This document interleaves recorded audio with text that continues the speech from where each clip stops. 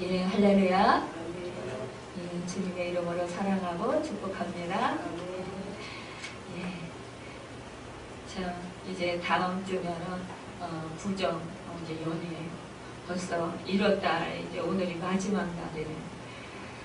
참 세월이 빨라요. 지난 정말 그 이제 성부 영신 예배 드릴 때가 엊그제 같은데 벌써 한 달이 훌쩍 지나갔어요. 이제 나이를 많이 드신 분들은 점점 이제 그 나이 수대로 그 세월이 빨리 간다고 그러잖아요. 그래서 더 빨리 가는 것 같아요.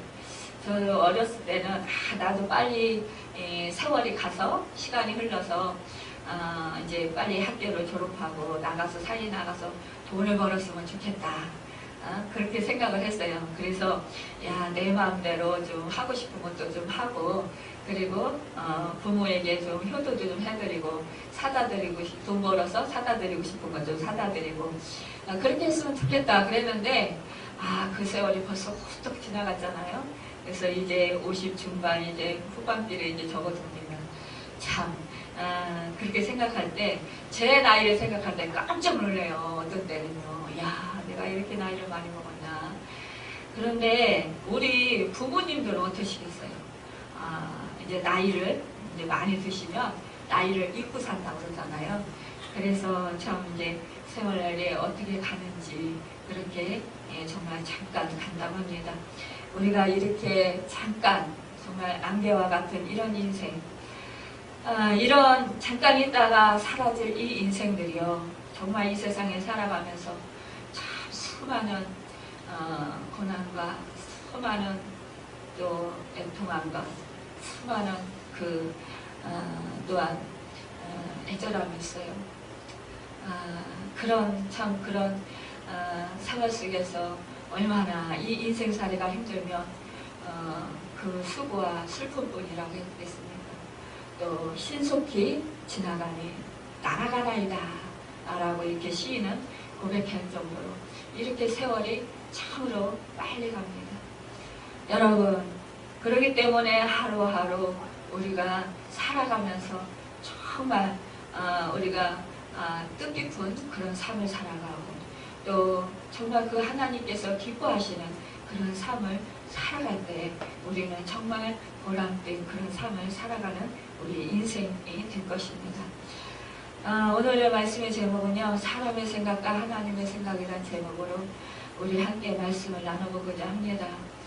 우리는 참 그 시편을 볼 때에 참 이 시편 속에는 이 시편의 그 기자들이 기록한 내용들을 보면은요, 우리가 인생을 살아가면서 참으로 그 고뇌의 그런 삶을 살아가는데, 이 시편, 이 시인들이 그 고뇌의 그 모든 그 아픔과 고통과 인생을 살아가면서 정말 그 애절함과 또 그 슬픔들, 또 힘든 그런 역경들을 이 하나님 앞에 다 토로하는 것을 보게 돼요.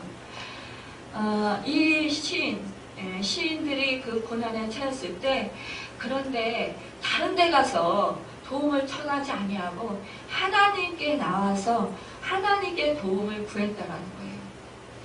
이들은 또한 그 어떠한 그런 고통과 고난 속에서도, 어떠한 그 사람들의 그런 핍박과 죽임을 당할 것 같은 그런 순간에도 하나님의 그 도심을 간절히 간구하면서 하나님 앞에 그 마음속에 있는 그런 아픔과 고통을 절절히 토해놓는 것을 보게 됩니다.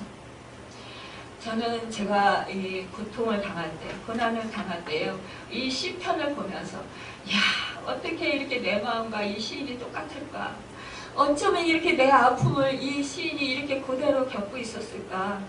어쩌면 이렇게 내 마음의 형편을 너무나 잘 알고 내 마음의 상태를 어떻게 이렇게 다 알고 이렇게 하나님께 내 상태를 그대로 고할 수 있었을까? 이러면서 저는 감격하고 정말 감격의 눈물을 흘렸어요. 그리고 마음에 아주 그 큰 위로를 받기도 했습니다. 그러면서 그래, 이런 우리의 믿음의 신앙의 선조들, 이 선조들도 인생을 살면서 이렇게 호락호락한 인생이 아니라 정말로 그 인생을 살면서 너무나 그 죽을 것 같은 그런 절망의 순간들이 수없이 많았다라는 것. 또 인생을 살아가면서 사람과의 관계가 너무너무 좋으면 얼마나 좋겠어요.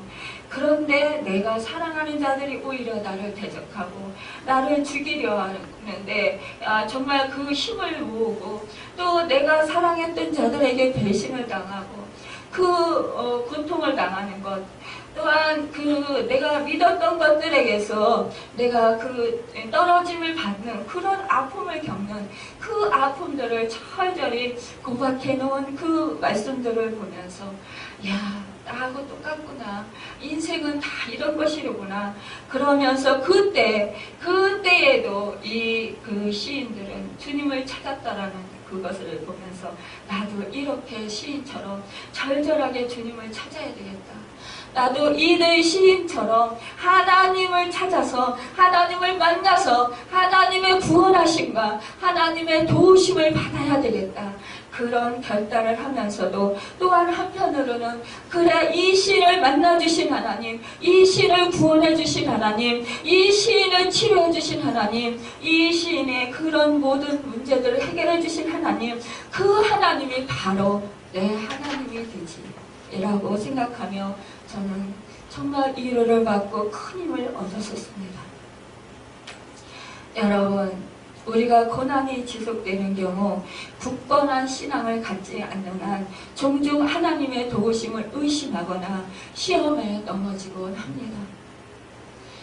여러분, 우리가 어떠한 상황 속에서 우리가 넘어지지 아니할 수 있는 것은 하나님이 내 편이시라는 것, 하나님이 나와 함께 하시다라는 그 사실을 잊지 않을 때 우리는 그 하나님께 나아가 하나님께 내 어렵고 고통스러운 절망스러운 그 웅덩이에 빠져서 정말 그 수렁에 깊은 수렁에 빠져서 점점 내 몸과 내 마음과 내 영혼이 점점 지옥에 내려가는 것 같은 그 고통 속에서 그 온전히 하나님을 의지할 수 있습니다.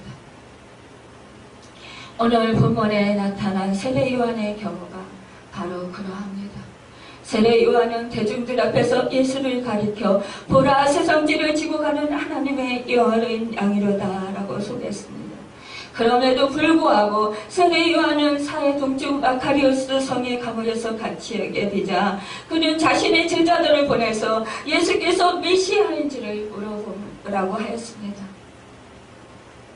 그 사도 세례 요한의 그 제자들이 오실 그이가 당신이 오니까 우리가 다른 일을 기다리유가 세례 요한의 심부름으로 주님께 물어봅니다. 다른 말로 표현하면 이것은 당신이 정말로 메시아입니까? 아니면 다른 메시아가 오실 것입니까? 저는 지금 감옥에서 이렇게 갇혀서 어둠 속에 갇혀서 죽을 날만 지금 기다리고 있습니다. 참말로 당신이 메시아입니까? 나를 구원하러 오신 참말로 메시아가 맞습니까? 여러분, 우리는 이렇게 주님을 믿고 의지하다가도 하나님이 나를 사랑하셔서 나를 구원해 주시기 위해서 하나밖에 없으신 독생자 아들을 이 땅에 보내시고 나를 대신해서 십자가에서 못 박아 죽게 하시고 나를 살리려 부활하게 하신 그 주님, 그 하나님의 사랑, 그 사랑을 의심하게 된다는 것입니다. 예수를 세상죄를 지고 가는 어린 양으로 소개했던 세례 요한이 이처럼 당신이 메시아입니까? 라고 질문하는 것은 참으로 어리석어 보이고 참으로 안타까운 일입니다. 모순이 있어 보입니다. 그러나 이것은 모순이라기보다는 옥에 갇힌 세례 요한의 막막하고 답답한 심정을 나타내는 표현입니다. 세례 요한은 메시아 되신 예수께서 오셔서 바로 심판하실 것이라고 생각했습니다. 그래서 그는 이미 도끼가 나무뿔에 놓였으니 좋은 열매를 맺지 아니하는 나무마다 찍혀 불에 던져지리라 라고 그렇게 외쳤습니다. 이렇게 무시무시한 선포를 그는 하였던 것입니다. 이 같은 선포를 한 세례요한은 감옥에 갇혀서 자신이 생각한 대로 주님의 그 하나님의 그 심판이 성취되지 않는 것을 보고 마음이 조급해졌어요. 감옥에 갇혀서 마음대로 세상에 나아가 확인할 수도 없고 들리는 소식은 바리새인을 비롯한 유대인들이 갈수록 득세한다는 것뿐이었던 상황 속에서 세례요한이 조급해지는 것은 어쩌면 당연한 일인지도 모릅니다. 이렇게 조급해진 세례요한은 자신의 제자들을 예수께 보내서 정말 예수가 메시아인지를 확인하기에 이르릅니다. 로마 총독과 헤롯 왕가를 깨뜨려버리고 어서 실질적인 메시아 정권을 유대 땅에 세우기를 기대했던 것이에요. 투옥된 세례요한의 입장에서는 그와 같은 메시아의 전격적인 행동을 촉구하고 싶었던 것입니다. 그러므로 세례요한의 그 질문의 의미는 주께서 이스라엘 나라를 회복하심이 이때이니까 이 사도행전의 그 1.6절에서 베드로가 물은 것과 같은 그런 말이라는 거예요. 유대민족의 정치적 해방, 물질적 행복과 영광이 이루어지는 천국은 언제 실현될 것인가를 묻는 것이라는 거예요. 여러분, 우리도 이 세상에 살아가면서 하나님이 내 아버지고 예수 그리스도가 내 구세주인데 내가 이 감옥과 같은 어쩔 수 없는, 옴짝달 수 없는 그런 형편에 처해 있지는 않은 거예요. 그런 상황이 우리로 하여금 세상에 살아가면서 참으로 많이 있습니다. 물질적으로 어려움을 당할 때 있고요. 또 사람들로부터 믿었던 사람들, 내가 사랑했던 사람들로부터 배척을 당하고 또 오해를 받아서 정말 어렵게 되고 따돌림을 당할 때가 있습니다. 억울한 누명을 쓰게 될 때가 있습니다. 여러분, 육신의 질병이 들어서 정말 한 발짝도 밖에 나가지 못할 그런 경우도 있어요. 이런 감옥과 같은 문제, 이런 문제가 있을 때 우리는 어떻게 합니까? 하나님이 나를 사랑하시는 거 맞습니까? 하나님, 언제까지 기다려야 됩니까? 언제 나를 구원해 주시렵니까? 언제 이 문제를 해결해 주시렵니까? 언제 나에게 이 아픔에서, 이 고통에서 건져 주시려 나이까? 언제 나를 치료해 주시겠습니까? 언제 나에게 물질적인 회복을 시켜 주시겠습니까?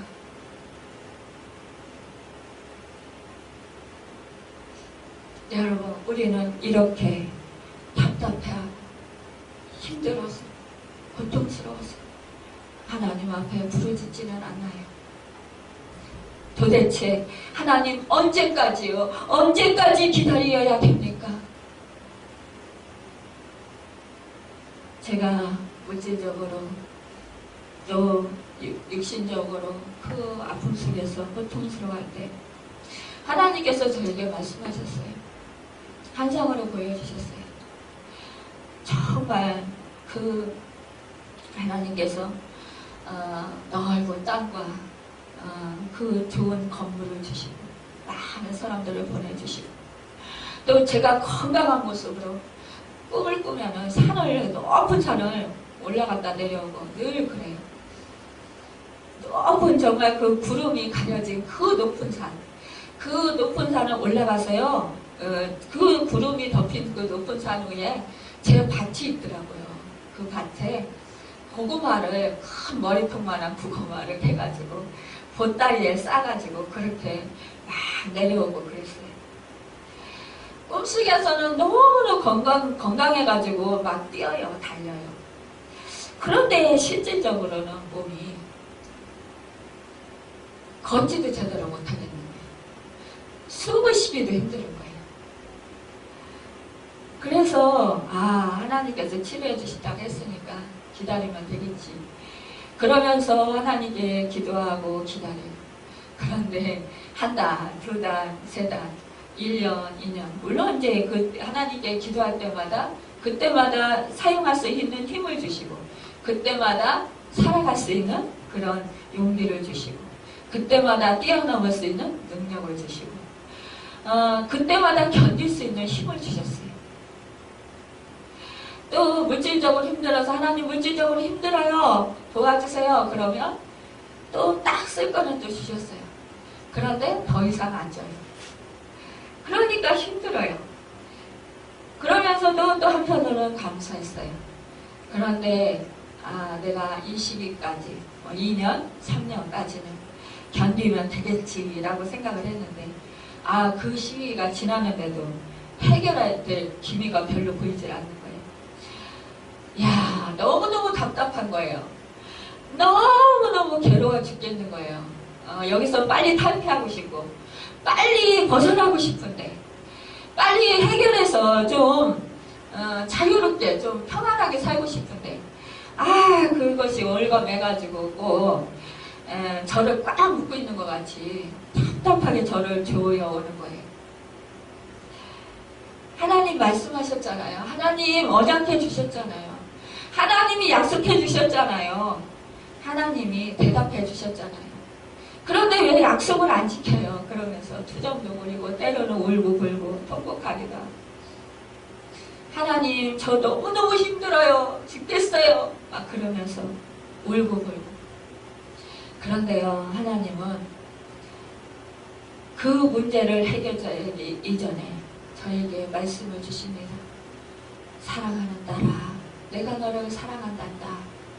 사랑하는 딸아 아무것도 염려하지 마라. 오직 간구와 기도로 감사함으로 하나님께 아뢰라. 사랑하는 딸아 내가 너의 모든 필요를 알고 있단다. 사랑하는 딸아 참새 한 마리도 내가 먹인단다.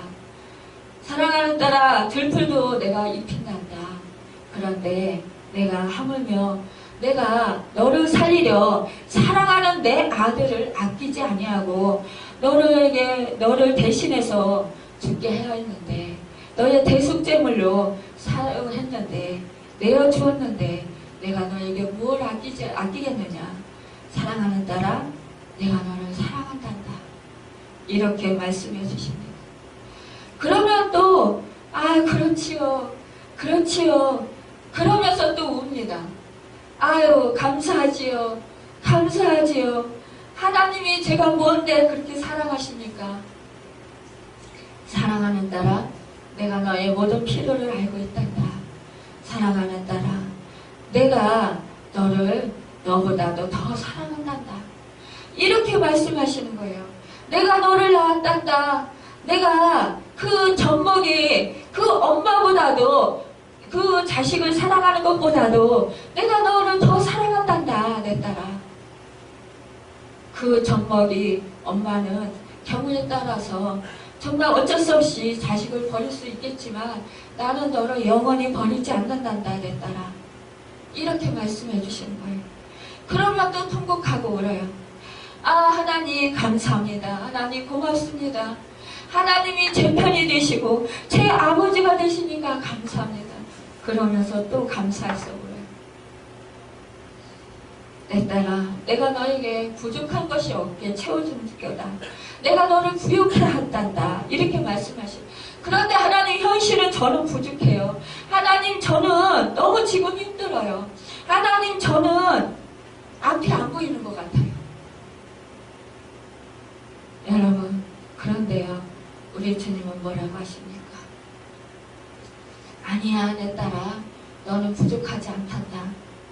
네가 그렇게 느낄 뿐이란다. 곰곰이 생각해봐라. 내가 너의 모든 필요를 채워주었다. 네가 나를 의지해라. 나를 신뢰하라. 네가 나를 신뢰하지 못하기 때문에 내가 너에게 준 것이 많음에도 불구하고 너는 그것을 참지 못하고 그것을 누리지 못한단다. 이렇게 말씀해 주십니다. 여러분 우리가 참으로 물질적으로 그 행복과 영감을 누리려 하고 또한 우리가 또 건강한 것 때문에 그것 때문에 건강하면 내가 천국이 될 것이라고 이렇게 생각을 합니다. 내 문제가 해결되면 나는 천국이 될 거야. 자유로워질 거야. 행복할 거야. 라고 생각을 합니다. 여러분, 이 시대에 세례 요한과 그 유대인들도 우리와 같은 그런 심정이었던 것입니다. 우리는 세례 요한의 모습에서 우리 자신의 모습을 발견할 수 있습니다. 우리 자신의 생각에 비추어 봐서 합당하다고 생각하고 당장 성취되어야 한다고 생각하는 문제들을 하나님도 동일하게 이해하셔서 빨리 성취시켜 주시기를 요청할 때가 우리가 얼마나 많이 있습니까? 그래야 내가 행복하다. 그래야 내가 자유로워진다. 더욱이 우리들은 환경이 어렵고 고난에 처했을 때 더욱 조급해집니다. 그래서 자신의 생각에 사로잡히게 되고 자신의 생각대로 모든 일들이 풀리지 않는다고 얼마나 하나님께 원망하거나 불평을 토로할 때가 있습니다. 그러나 하나님의 생각은 우리의 생각과 달라요. 우리의 상상을 초월할 만큼 하나님의 지혜와 지식은 부유하십니다. 저도 그때는 몰랐어요. 왜 하나님 약속해놓고 왜 빨리 해결해 주시지 않으세요? 왜 약속해놓고 왜 빨리 치료해 주셔서 완전하게 건강하게 안 해주세요? 이해할 수가 없었어요. 그러면 하나님께 저는 영광 돌릴 것 같았어요. 야, 하나님 증인 삼아 주신다고 했으니까 나를 완치시켜주면 하나님이 나를 치료해 주셨어요. 봐요, 사람들. 하나님이 이렇게 살아계신 분이에요. 하나님이 이렇게 치료자 되신다고 그랬는데 정녕 하나님은 치료자시에요. 보세요. 여러분, 하나님께서 나를 이렇게 역전시켜 주셨어요. 우리 사업이 쫄딱 망했었는데 보세요. 이렇게 하루아침에 완전히 역전시켜 주셔서 아주 정말 놀랍게 그렇게 회복시켜 주셨어요. 이렇게 간증하시는 분들 많아요. 그러면 저도 면이 쓰고요. 참 즐겁고 재밌고 행복할 것 같았어요. 그러면 하나님을 더 잘 믿을 거라고 생각했어요. 그런데 하나님은 제의 속성을 너무나 잘 알고 계셨어요. 지금도요. 이만큼 이렇게 건강해지니까요. 하나님을 덜 생각해요. 예전에는 몸이 숨쉬기 힘드니까 순간순간마다 주님을 의지하지 않으면 살 수가 없었어요.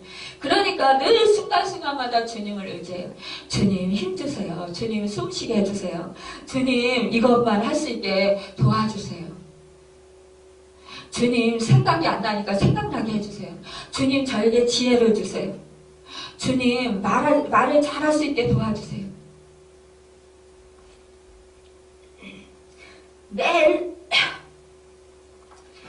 매 순간 그렇게 주님을 찾았어요.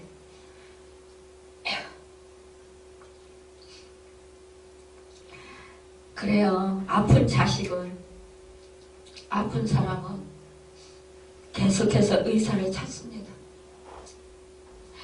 아픈 사람은요, 적당히 아프면 하나님은 의사를 잘 찾지 않아요. 저도 예전에 그랬어요. 근데 이제 죽을 것 같으니까 훅훅 쓰러지니까 할 수 없이 의사를 찾게 되더라고요. 그런 거와 같이 우리가요 적당히 살만하면 하나님을 안 찾아요. 아주 죽겠어야 이제 내가 세상 방법으로 다 안 되는구나. 사람들한테 막 욕을 얻어먹고 무시를 당해야 아유 그래 내가 사람을 믿었더니 이렇게 사람들한테 실망당하는구나.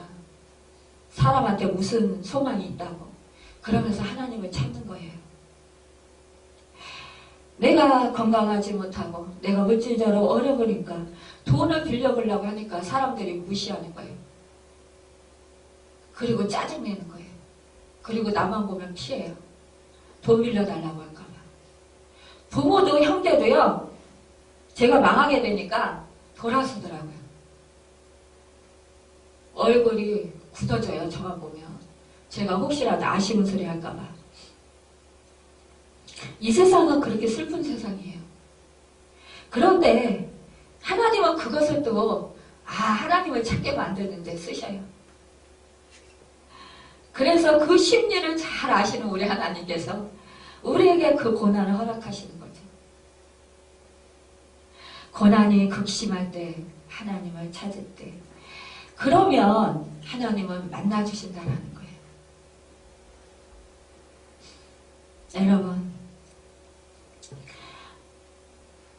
우리 주님은 참으로 상상을 초월할 만큼 지혜와 지식이 충만하고, 하나님의 생각은 하늘과 같고 우리는 땅과 같아서요. 우리의 생각은 땅과 같아서 도저히 하나님의 생각을 따라잡을 수가 없어요. 우리는 당장 내 문제가 해결되면 행복할 것 같지만, 하나님이 생각하기에는, 우리를 보면은 그 마음속에 그것을 해결해주면 우리는 하나님을 안 찾는다라는 거예요. 그 당시는 아이고 고맙습니다 하나님, 감사합니다 하고 하나님을 찬양하고 간증하고 많은 사람들한테 하나님을 소개하겠지만, 시간이 지나면서 점점 마음이 식어진다라는 거예요. 하나님을 사랑하는 마음, 하나님을 갈망했던, 절실했던 그 마음, 하나님을 만나지 않으면 내가 죽는다라는 그런 절망적이고 정말 그 간절한 소망, 그런 마음들이 없어진다는 것입니다. 여러분, 예수는 자신이 메시아심을 간접적으로 밝힙니다. 예수는 세례 요한의 명령에 따라 자신이 메시아인가를 질문하온 세례 요한의 제자들에게 동문서답식의 대답을 하십니다. 우리가 이 본문을 보면서 세례 요한의 제자들이 한 질문에 대해서 예수께서 그렇다 아니다라고 대답하셨더라면 우리는 오해가 없고, 듣는 우리는 정말 우리 예수님의 정체에 대해서 바로 아는, 분명히 아는, 또 알기 쉽게 생각하기 쉬웠을 거예요. 누구나 다 예수님께서 직접적으로 그래 내가 메시아다 이렇게 말씀하셨으면 그렇게 믿었을지 몰라요. 그런데 우리 주님은 이렇게 말씀하셨습니다. 맹인이 보며 못 걷는 사람이 걸으며 나병한 자가 깨끗함을 받으며 못 듣는 자가 들으며 죽은 자가 살아나며 가난한 자에게 복음이 전파된다라. 이러한 표적과 사역은 예수님께서 공생애 가운데 직접 행하셨던 것들이고요. 또한 구약 성경에서 메시아가 도래하셔서 성취하실 사역으로 예언된 말씀들입니다. 그런데 봐라, 그 예언된 메시아가 오셔서 성취시키실, 사역하실 그 일들이 내가 지금 이루고 있지 않느냐, 이렇게 말씀하시는 거예요. 이제 분명히 하나님의 주권과 통치가 이 땅에 실현되기 시작했다는 것입니다. 자신은 바로 그 나라의 왕권을 가진 메시아임을 만방에 천만한 것이에요. 이사야 29장 18절에 보면 그날에 못 듣는 사람이 책의 말을 들을 것이며 어둡고 캄캄한 데서 맹인의 눈을 볼 것이며, 이사야서 35장 5절 6절에 제가 이 말씀을 엄청 좋아합니다. 그때의 맹인의 눈이 밝을 것이며 못 듣는 사람의 귀가 열릴 것이며 그때의 저는 자는 사슴같이 될 것이며 말 못하는 자의 혀는 노래하느니 이는 광야에서 물이 솟겠고 사막에서 시내가 흐를 것입니다. 여러분, 구약의 이사야 선지자가 예수 그리스도 메시아에 대해서 예언하신 말씀입니다. 그 말씀대로 이루어졌다라는 거예요.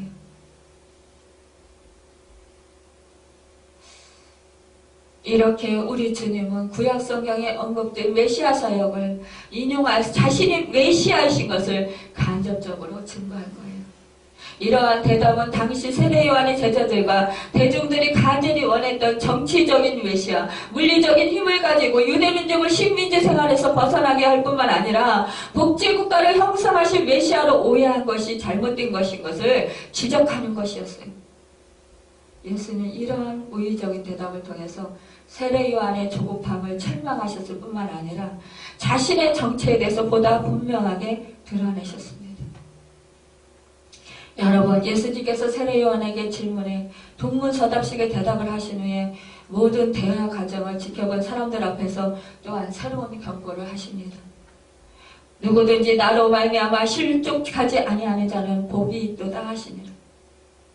정치적인 메시아를 간절히 연했던 당시의 사람들에게 예수께서 밝히신 예수님의 정체는 매우 실망스러운 것이었습니다. 그들은 나는 메시아다라고 대답을 기대했고, 메시아 대신 예수님께서 이제까지 보여주셨던 많은 이적과 기사를 베푸신 그 능력으로 자신들을 이 식민지에서 구원해주고 평화롭게 살 것뿐만 아니라 온 세상을 다스리는 나라가 되도록 해주시기를 간절히 바랬던 거예요. 기대했던 거예요. 그런데 우리 주님의 대답은 그들을 실망시켰던 것입니다. 우리도 이렇게 실망할 때가 있다라는 거예요. 누가복음 12장 13절에서 15절을 보면요, 한 사람이 선생님 내 형을 명하여 유산을 나와 나누게 하소서 이렇게 예수님께 부탁을 했어요. 그랬더니 우리 주님이 뭐라고 하신 줄 아십니까? 이 사람아, 누가 나를 너희의 재판장이나 물건 나누는 자로 세웠느냐? 그렇게 말씀하시고, 상가 모든 탐심을 물리치라. 사람의 생명이 그 소유에 넉넉한 데 있지 아니하다라고 말씀하세요.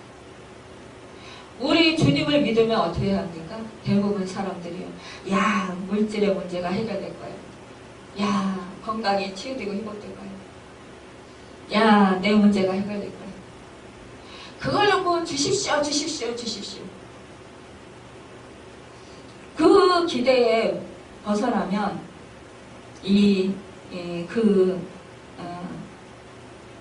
예수님을 자기들의 그 뜻을 성취시켜주지 않았다 해서 실망의 좌절에 빠져가지고 예수님을 십자가에 못 박은 유대인들과 가룟 유다처럼 예수를 버리거나 교회를 떠나거나 아니면 예배를 빠지는 그런 경우가 있다라는 거예요. 여러분, 우리는 이렇듯 참으로 이기적입니다. 유대인들처럼 실족하며 실망과 좌절에 빠져서 예수를 버리기 전에 우리는 예수에 대하여 하나님에 대해서 보다 많은 그런 그 말씀을 보고 또 기도하며 또한 그 상고해야 할 것입니다. 그럴 때만이 예수님께서 당시 대중들에게 행하신 경고가 우리를 향한 경고가 되지 않을 것입니다. 여러분, 참으로 우리 교회는 하나님의 그 놀라우신 그 구원의 역사가 있는 교회입니다. 여러분, 우리의 생각과 예수의 생각은 이렇게 다릅니다. 성도들이 세상에서의 사고관념과 하나님의 생각이 동일하다고 착각할 때가 많아요. 그러한 착각이 세상에서의 삶을 편하게 해주기 때문입니다. 많은 그 하나님의 자녀들이 세상에서 출세를 하고 치부하고 큰 소리를 치면서 사는 자가 하나님의 복을 받은 자라고 생각해요.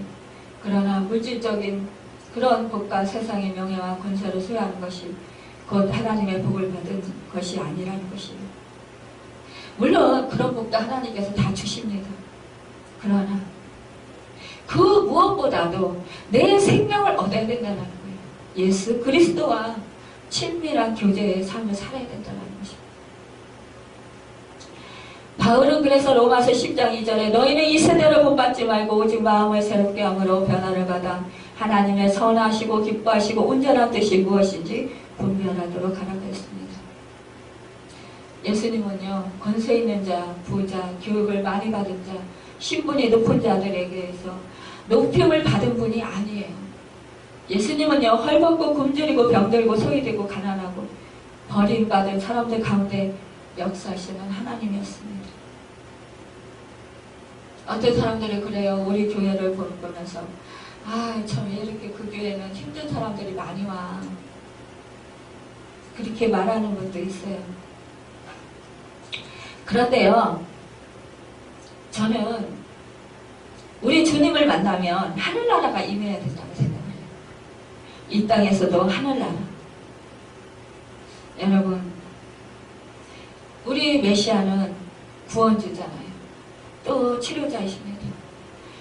지옥불에 떨어져서 죽을 사람들을 생명의 길로 구원해주고 또 예수님은 메시아는 치료자이세요. 하늘나라는 치료했어요. 저는 이 땅에서 하늘나라가 이루어져야 된다고 생각합니다. 우리 교회는 호산나 교회인데 구원하소서 만세가 치료하는 교회랍니다. 여러분 참 조영기 목사님 불광동에서 개척할 때 천막교회에 병들고 가난하고 온통 병자들 뿐이었던 거예요. 온통 병자와 거지 들것에 실려온 폐병 환자 때문에 최자실 목사님과 사모님이 폐병에 전염되게 됐다고 합니다. 조용기 목사님은요, 이분들과 함께 울고 웃으면서 하늘나라를 베풀어 주는 일에 헌신하겠다고 다짐했다고 해요. 그 결과 오늘날 순복음교회는 세계에서 손가락 안에 드는 대형교회가 되었습니다.